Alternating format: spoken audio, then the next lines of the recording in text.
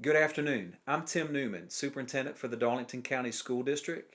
It is Wednesday, March 25th, and I'm here to give you some updates on our school closure through April 30th at this point in time. As you know, or as you have heard, Governor McMaster extended our school closure through April the 30th, with us coming back on May the 1st. There's also flexibility in that time frame that if things improve a lot, we could be back sooner than then, or if there's a need to continue the closure longer, that ability is there as well. So we are working currently on the April 30th date and looking at being able to provide instruction and resources and information for your children and for you through this time period. First and foremost, know that spring break will still continue on as planned. So our first day for spring break, we actually had a weather day this year that was in the calendar that was scheduled for April 10th, Friday, April 10th. Since we've not had any weather, we'll utilize that day. And then also April 13th through the 17th was our regular scheduled time for spring break this year.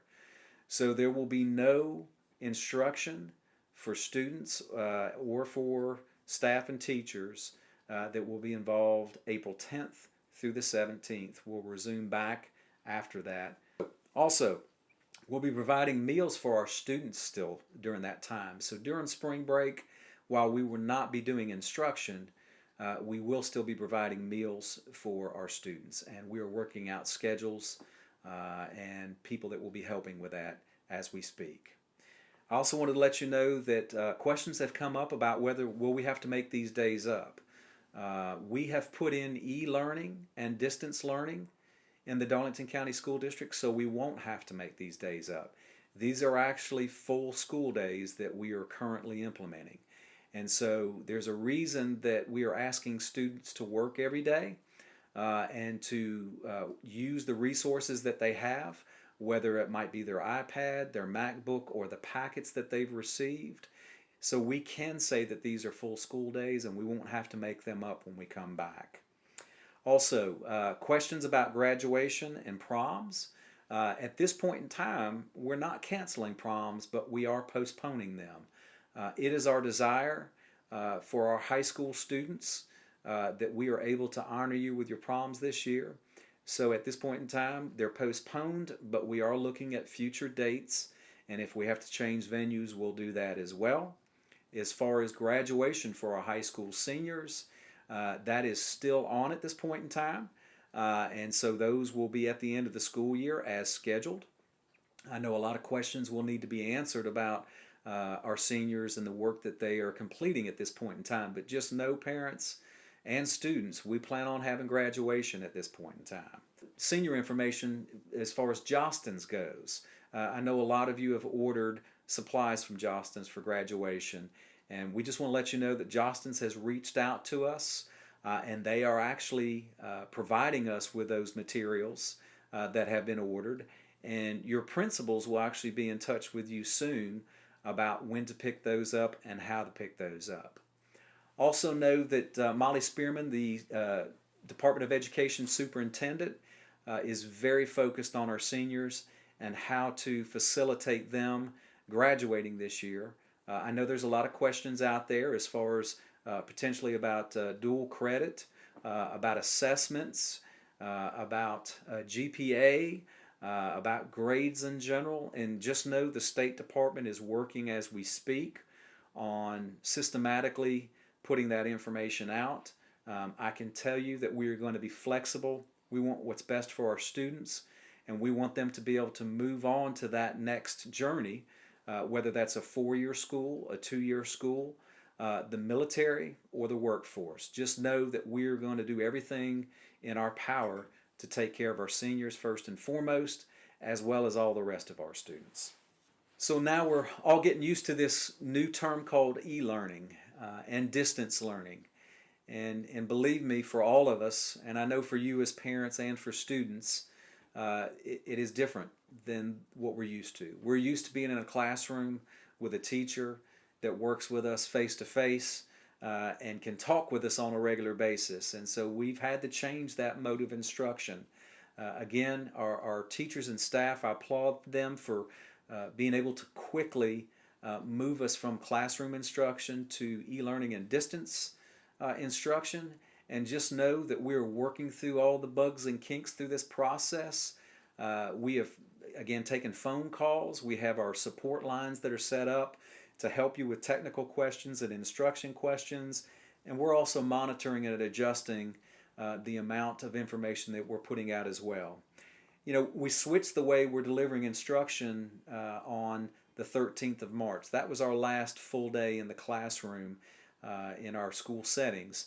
And then as of the 16th, we started putting together the e-learning packages. So our third quarter grades will be based on all information that was submitted before the 13th of March. So again, third quarter grades will be based on assignments that were due March 13th or prior. Any assignments that were submitted after then, that the teacher has asked for students to submit, that'll be in fourth quarter grades. We're also giving all of our students until Friday, March 27th, to turn in any late work. Those assignments, again, that were assigned March 13th or prior, we're allowing you until Friday the 27th to submit those particular assignments. We want to make sure that we include those on your third quarter grades. And then also on Monday, that's when we will actually be closing the grades into the grade book. And towards the end of the week, you'll receive information about our report cards. So we will be sending out report cards later next week. Parents and students, please know that we are carefully trying to balance rigor and then what is reasonable. We realize that this new method of delivering instruction can be pretty intense. And if anybody has taken distance learning classes before or online courses, you know that there's a lot more material that is typically involved in a face-to-face class. So again, we're aware of these issues. We're working through those with you. Our teachers are constantly tweaking and adjusting the resources and assignments that are currently in the system, and we will continue to do that, keeping in mind, again, what's best from a rigor standpoint, but also being reasonable, knowing you all have been put in situations that you're not normally used to. Again, none of us have experienced what we're experiencing right now in our lifetime, what's going on in our world with the coronavirus, with being at home with your children, and more than likely home from your job as well, and having to keep up with all this.